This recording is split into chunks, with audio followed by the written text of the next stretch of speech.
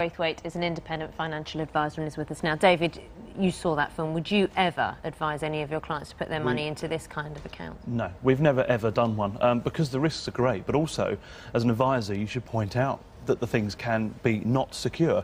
The difference is we've got a difference between the word secure and what people misinterpret that to mean is also guaranteed, and there's a big difference in this case, as we can see. Well, it might strike people as fairly outrageous that the word secure is used with those connotations, but without that meaning.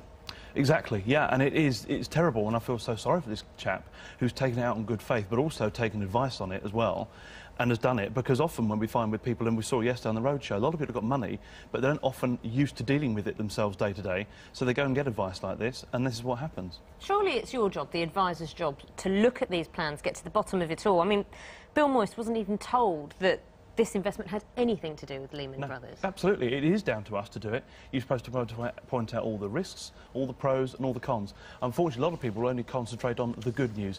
It is there, it is in the small print, but that's the problem with these things. It is down to us to say, look, there is a risk, your investment might be completely lost.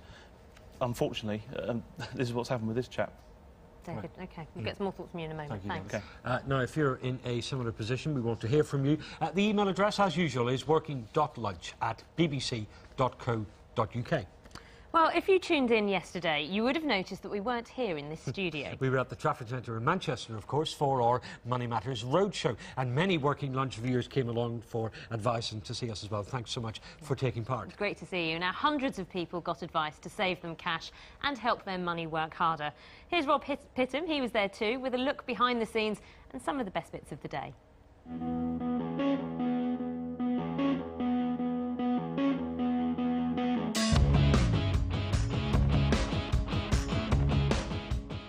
It was a day no one at Working Lunch will ever forget. Very good, very helpful, yes, enjoyed it. Oh, brilliant, yeah, I think you should do it more often myself. I thought it was very good advice, very good advice. We've got a special edition of Working Lunch on BBC2, that's at midday. Radio 4 is here as well with You and Yours and Moneybox Live at 3. And the Trafford Centre became a temporary studio for the day, backed up by a team of financial advisors offering expert advice, and all for free. It's great. It's absolutely great, because I was going to go and ask our mortgage advisor what we should do, but here's probably a more objective and independent viewpoint. Well, the job centre told me that I'll lose some benefit, but the chaps told me that that might be incorrect, so I need to clarify it. So my money will not be affected, so it's saved me about £200 a month. Of course, for all of this to get on air, we need a mountain of equipment and an army of people working behind the scenes. They're not here, though. They're outside. Let's follow the trail.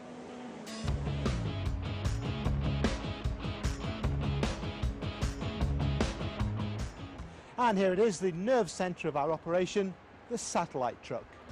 Stand by. Cue Declan. Starting with breakfast news, the team handled more than 20 different broadcasts on 7 TV programmes. There was radio broadcast too, and still the questions kept coming. Jeff Walsh was facing a tough decision. I came for some advice because I'm having problems financially. I'm now out of work, so it's now come to a pivotal point where I need to sort my finances out, basically. And what were you able to tell him, Caroline? Well, Jeff was left with a lot of debt following a divorce. He's worked really hard and he's paid a lot of it off, but now that his income is gone, there's no way that he can cope with the rest of it. So through discussing a few things, we decided maybe bankruptcy would be a way for Jeff to draw a line under it, move forward and get himself debt-free. And amongst the stories, an even more worrying revelation. One elderly woman turned up with $200,000 worth of shares she'd bought through an American company. It turned out to be a boiler room scam. It's unfortunately probably is going to be worthless. She's been paying money to someone in Chicago, based in Singapore, but at a company addressed in Larnaca. So this whole thing, unfortunately for her, has turned out to be a bit of a nightmare. So we've managed to link her up with somebody at the BBC who now is hopefully going to take the case up and try and fight in her corner for her and try and see what we can try and do to try and get some money back for her. So, a long day for everyone, and the top advice being handed out: don't panic, plan carefully, and wait for things to get better. And finally, we've come to the end of the queue. Our Working Lunch team, who've been taking your inquiries, can at last take it easy. Our advisors have spoken to more than 400 people. They've discussed debt, inheritance tax, bankruptcy and uncovered a possible share scam. And we'll be following that one up in the future. Indeed we will. Clearly we're here as bystanders because today is obviously the David Braithwaite show. He remains with us. He's only getting jealous, David, don't worry. You know, it was all very well us turning up. We had a great time. It was great to meet the viewers and hear their points of view, not only about their money concerns, but about the programme as well. But there were serious issues there. What were people most concerned about when they were speaking with you? There was common threads. There was a lot of people there that were getting advice that never got advice before, so first-time advised people. But mostly what it was about savings and investments. People were worried that their investments had gone down dramatically, particularly over the last couple of years, and they were saying, what should we do? Should we cash in and go somewhere else, or sit tight? And about savings accounts, a lot of people haven't got the money in the right places, and their average rate now is about 0.5%, and there's lots of things that people could do about tax saving, a whole host of things, but it was great seeing everybody. And if that's, if you like, a litmus paper of what's going on in Britain, there's an awful lot of people out there that, frankly, could be doing a lot more with their money. And what you put on, I think, was brilliant. And you could see that from the length of the queues as well. You know, the queues for the savings advice, so they were snaking round 3 deep at one point. If you wanted advice about debt, you could almost walk straight through. Lots of savers there. And as you say, lots of savers who were pretty annoyed at how little they're earning. I know, absolutely. But there's so much people could actually do, and that's why they were there. They wanted to get advice, talk to people who, at the end of the day, who were sat there, who couldn't sell them anything as well. So we're there purely to give advice and to actually help people and say, look, go here, you can get advice here, look up on this website and get a better rate, look at this investment, try doing this, and also bringing in other experts from different fields as well. I had Justin Urquhart coming to sit with me to help out some people with investments as well. Did you not beat him away with a stick like no, most he was other really people do? No, not at all.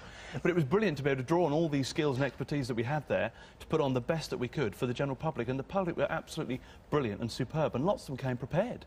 We had Excel spreadsheets brought to us, we had envelopes full of things, and people had queued and driven up and gone overnight to be there, all for us. Quickly, David, it's a good time to spring clean your finances. 3 top tips. Right, shop around for the best savings rate. Make sure you've always used your cash ISA allowances up, because most people there, yes, they hadn't. And secondly, thirdly, actually take an interest in it. Don't just sit there and bury your head on the sand. Get your paperwork out, have a shuffle through it, work out what you want to do and move forward. David, thanks a lot. And thanks for coming along yesterday as well. It was a pleasure. Really enjoyed it. Citrus, financial. Yes, not fund, financial. Please don't email in. We know the mistake already. Let's get Harold Tillman in on this for a thought or two, because, Harold, you know, we spent the day yesterday at the Trafford Centre, so